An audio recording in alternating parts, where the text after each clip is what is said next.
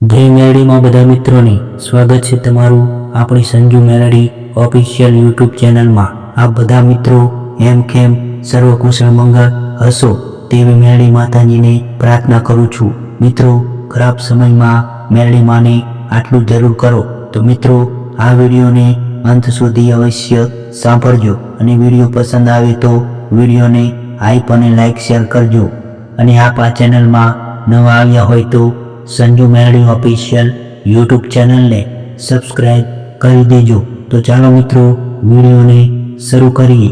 જ્યારે આંખોમાંથી આંસુ રોકાતા નથી, શ્વાસ તમારો ભારે લાગે, અંદરની અંદર છેલ્લા શ્વાસો તમે ગણી રહ્યા હોય, છેલ્લામાં છેલ્લા શ્વાસ તમે ગણી રહ્યા હોય અને એટલા ભારોભાર ભરોસોમાં મેલડી ઉપર હોય, દુઃખના આંસુ હોય, મીરાના આંસુ હોય, જીવનમાં બધું ઢળી ગયું હોય, પડી ગયું હોય, વેરાઈ ગયું હોય, કોઈ તમને દગો આપ્યો હોય, કોઈ વિશ્વાસઘાત કર્યો હોય, કોઈએ તમારા જોડે છેતરપિંડી કરી હોય અને જીવનમાં ચારે બાજુથી દસે દિશાઓથી બધા દુઃખના જ વાયરા વાયા હોય અને છેલ્લામાં છેલ્લો શ્વાસ તમે ગણી રહ્યા હોય, એટલા ભારોભાર જો તમને વિશ્વાસમાં મેલડી ઉપર હોય તો પછી તમારે ડરવાની કે ગભરાવાની, ચિંતા કરવાની કે હવે શું થશે, આનું શું પરિણામ આવશે, એવી કશું જ ચિંતા કરવાની કોઈ જરૂર તમારે રહેતી નથી।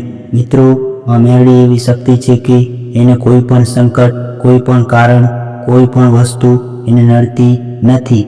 મા મેલડી નવદુર્ગાના 9 સ્વરૂપમાંથી, 9 દેવીઓના 9 સ્વરૂપમાંથી બનાવેલી એક આદ્ય શક્તિ જગદંબા મેલડી છે અને એ મેલડીની કૃપા જેને મળી જાય એની વાત જ શું કહેવી, કંઈ કહેવાનું બાકી રહેતું નથી।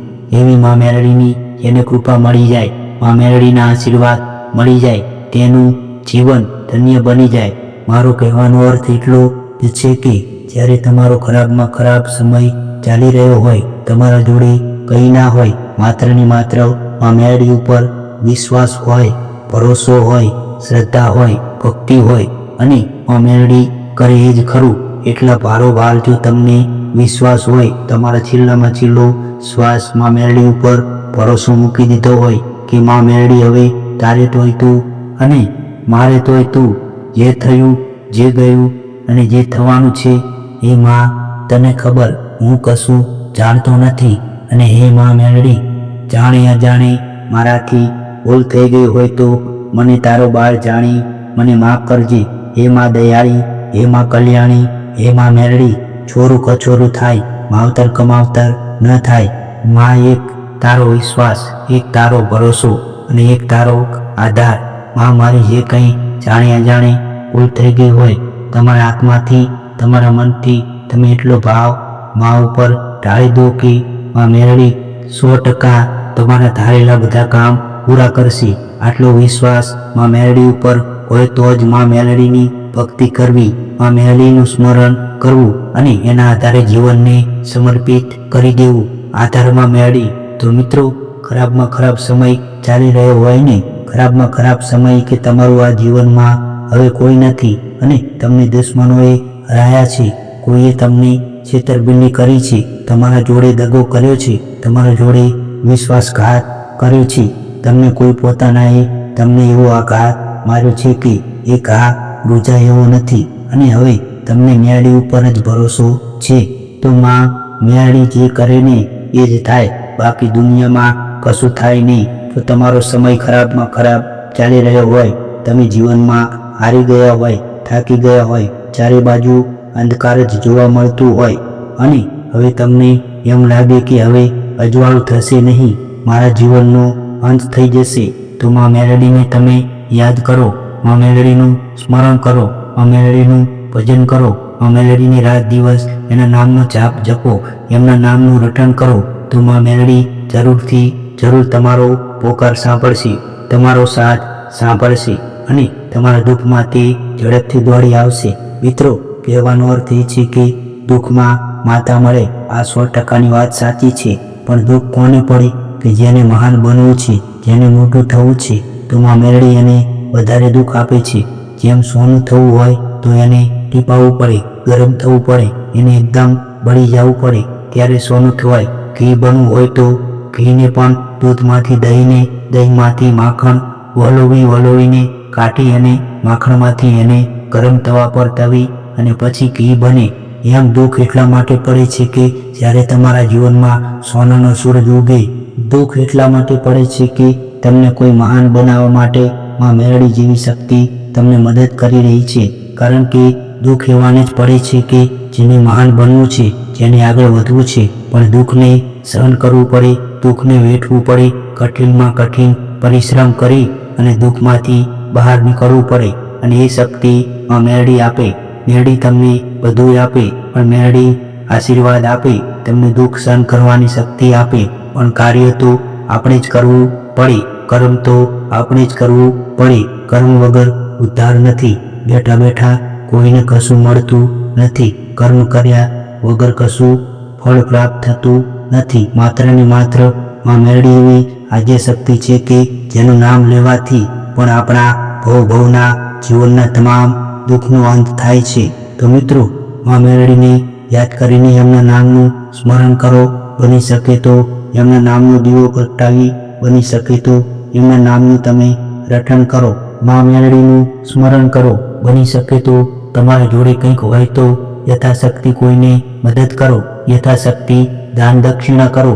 યથાશક્તિ કોઈ ગરીબને ખવડાવો, સાધુ સંતોને ખવડાવો. કોઈ તમને એવું લાગે કે મારે આ વ્યક્તિની મદદ કરવી છે, અને કોઈ તમને લાગે કે કોઈ વિધવા મા, બહેન, દીકરી છે, એને તમારે કોઈ કરિયાણું ભરી આપવું છે, કોઈ એને લોટ, કોઈ કરિયાણું, કોઈ એના જીવનમાં કોઈ મદદ થાય એવું તમારે કંઈક ધર્મનું કાર્ય કરવું હોય, તમે જો કોકનું ઠારશો તો તમારું ઠરશે.